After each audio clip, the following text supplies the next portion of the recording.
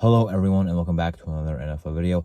In this video I'll be giving my AFC West standings predictions, so let's get into it. Now, fourth place I have my very own Las Vegas Raiders. I think it will be very similar to how we were last year, maybe some different things, but the record, should be about the same. Maybe 5 wins, maybe 6 again, but maybe up to 7.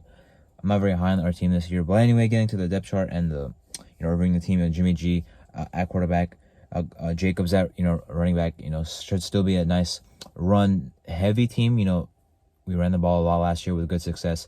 And then Devontae Adams, Jacoby Myers, Hunter Renfrow make up a good receiving core. Then you got Michael Mayer and Austin Hooper that makes up a good tight end duo. And then you got a pretty nice offensive line, pretty underrated, very good in the run game. You got Cole Mera left tackle, Dylan Parham looks like he'll play at left guard, was a very good guard last year, especially in run blocking.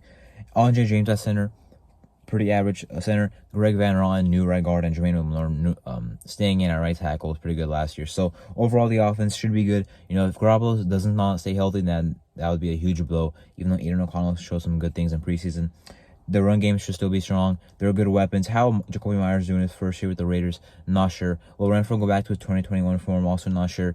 There's some question marks, but overall, the Raiders' offense should still be productive. Then on defense, the team lacks a lot. Got some new depth. That's good to see, but there's not really anyone on the D-line outside of Max Crosby that I would say is for sure going to, help him out this year. Or no one on D-line that I think will for sure help him out this year. You have Tyree Wilson, a rookie. He won't start right away over Chandler Jones, but he will get already good play time, and he might start later in the season over Chandler Jones. But he should still make some noise as a rookie 7th overall pick. Chandler Jones probably will not be going back to his old form. He's just washed.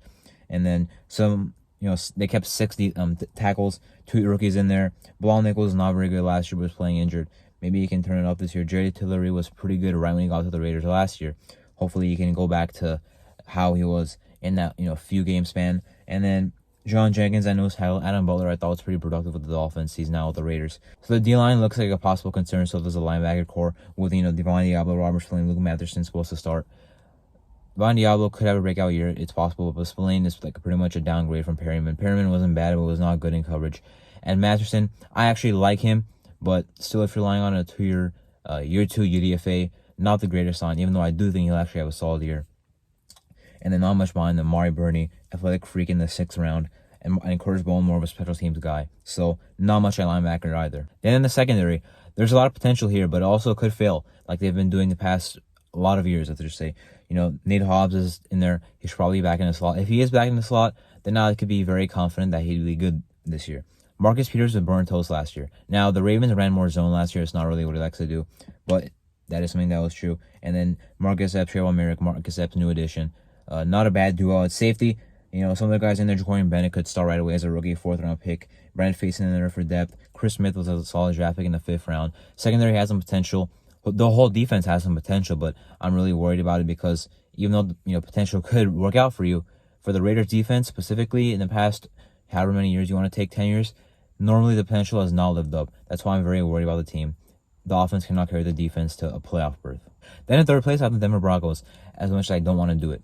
Russell Wilson, how will he bounce back is a big question mark. And then their whole skill position group is, they have question marks because they have a lot of potential, a lot of hype, but haven't really lived up to it. Javonte Williams last year thought would go off, got injured pretty early, but even before that was not that great. You got Jerry Jeudy, Cortland Sutton, Marvin Mims now has to step into a role with Tim Patrick out for the year. KJ Hamler out for who knows how long, indefinitely, we'll just say.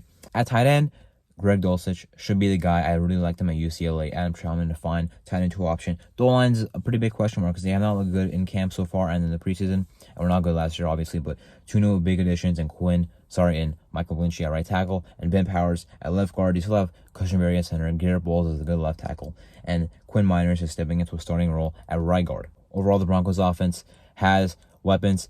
Sean Payne will be a huge boost for them. But if Russ does not bounce back and their weapons don't produce to how they need them to, it can be another rough offense for the Denver Broncos. Then on defense, where they are stacked, Frank Clark now on the D-line, DJ Jones, Zach Allen, Nick Menino was a solid pass rusher at Oklahoma. You also have Randy Gregory on the edge, and then at linebacker in the inside, you got Alex Singleton and Joseph Jewell. That is not a good duo in my opinion. I don't know how long it's going to take them to realize that those guys are not good. Joseph Jewell has not been good. As far as I know, watching the Broncos 2 times a year when they play the Raiders, Joseph Jewell has never been that good. So I don't know why he's been on the team starting for that long. Drew Sanders should hopefully start for them at one point or another this season. He's a lot better than I think both of those guys. And also Baron Browning at the edge spot, but he's hurt for now. But he was a really good player last year, very good pass rusher as well. Randy Gregory as well, as I mentioned. Then in the secondary, they have a lot of talent there as well. Patrick Tan, Mario Mathis was a nice pick last year. Kareem Jackson back for like the millionth time on a one-year deal.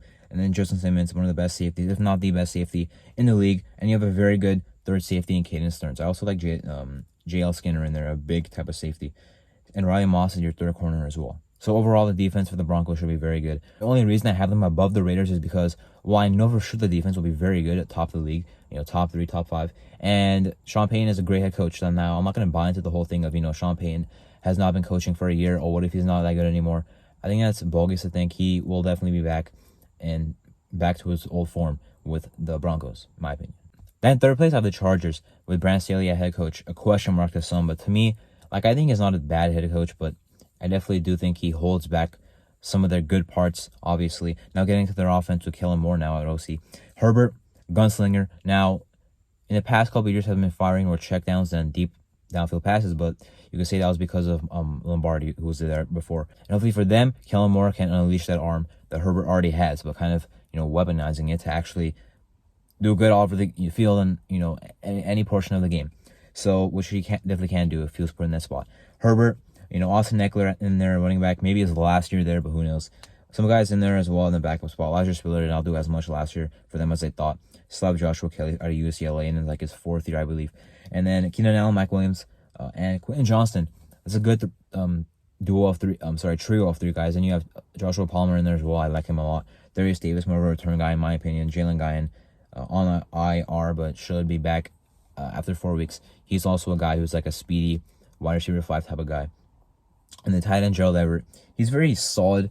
That's about it. But they still have 2 other nice tight ends in Donald Parham and Trey McKitty. The O-line looks solid. Rashawn Slater missing a lot of time last year was not good for them. Zion Johnson was a pretty good left guard, but can definitely improve. Corey Linsley is one of the best centers in the league. Jamari Salyer, I thought, was a nice deal from Georgia in the, I believe, 5th round last year. And then Trey Pipkins, the third, I guess has improved a lot since he was first there, I believe, in 2019, when he was not that good then, but a lot better now. Starting right tackle. The O-line looks pretty good. The overall offense looks like it's going to be pretty good. Like, I believe in Kellen Moore. I know he's a very controversial, person in the NFL, like controversial offensive coordinator. Some people like him, some people don't like him. I personally like him. They have a lot of weapons regardless. This should be a hard offense to stop. Then on defense, where they spent a lot of money last year and did not get the results they invested in. A lot of, big pieces. Like, let's just say the first 2 guys here at the tackle. Austin Johnson, Sebastian Joseph Day. A lot of money given to those guys to try and stop the run. The run defense didn't get any better. Might have gotten a little bit worse. Added some new guys, Nick Williams in there, big veteran guy. And the Scott Matlock as well from out of Boise State. You still have Morgan Fox, who surprisingly was actually very good last year for them, especially getting after the quarterback. I believe had 6.5 sacks. You still have Joey Bosa. Still have Khalil Mack. Khalil Mack definitely fell off last year. Not as a whole, but during a season. He started off strong. 3 sacks against my team in week 1. After about week 4, I think the guy fell off, to be honest with you. Joey Bosa missed a lot of time as well. That could have affected it. But who knows how Khalil Mack will do this year. Still not washed, but not necessarily in his prime either. At linebacker, Eric Hendricks, new piece. I do really like him a lot. I think he's still in his prime. Same reason they kind of cut, Dalvin Cook for the Vikings. Cap reasons, not because of production reasons. He's still good. You also have Tuli Tuipulotu on the D-line. He should rotate in there. Don Henley, a linebacker, fast, can cover, former receiver, obviously. I believe with Nevada, then transferred to Washington State. And secondary, also one they need to improve a little bit more. J.C. Jackson last year, either hurt or getting burnt. Not a good combination for a guy you paid about, $80 million, maybe a little bit more than that. A lot of guaranteed money on that 5-year deal. Asante Samuel Jr. on the other side. He was pretty good last year, but had to step in at cornerback 1, obviously. I think he can be a cornerback 1, but we certainly saw sometimes he cannot hold up as a cornerback 1. But he still has a lot of talent in there. I do like him. Michael Davis, surprisingly, was apparently really good last year. Filling in for J.C. Jackson as he was hurt. Now he's supposed to be the third corner. Jasir Taylor in there as well if they need him as a 4th. At safety, no replacement from outside the building for Nasir Adderley. They're just going to start Loie Gilman, who was their about 3rd safety last year. Derwin James still at the strong safety spot. He's really good there, makes a lot of plays, can get the ball out, can sack the quarterback whenever is needed, and can cover as well. So overall for the defense, can be maybe the same as last year. If some of their guys play better, like, the run defense guys they signed, J.C. Jackson, maybe Dion Henley comes in with Eric Hendricks and they make the linebacker room better. They still have Kenneth Murray, obviously, but we see how that goes. And overall, the Chargers, I think, will be a good team this year. I expect them to make the playoffs. Then in first place, I obviously have the Kansas City Chiefs. I think they'll be a great team. It was very silly of people to be like, oh, they lost Tyreek Hill. All of a sudden, the Chargers are supposed to be better. The Broncos are supposed to be better. Everyone but my team was mocked to be better than them in the division. Yeah, that was pretty dumb. If they have, listen, it's a simple combination. If they have Mahomes, if they have Kelsey, and especially if they have Andy Reid, they're going to be very good. Well, I guess especially if they have Mahomes and then Andy Reid. Even if they lost Travis Kelsey or Chris Jones, I'm not going to say anything stupid like they're not going to win the division. I'm not going to be like, oh, Chris Jones had a contract dispute. Always, they're not going to win the division.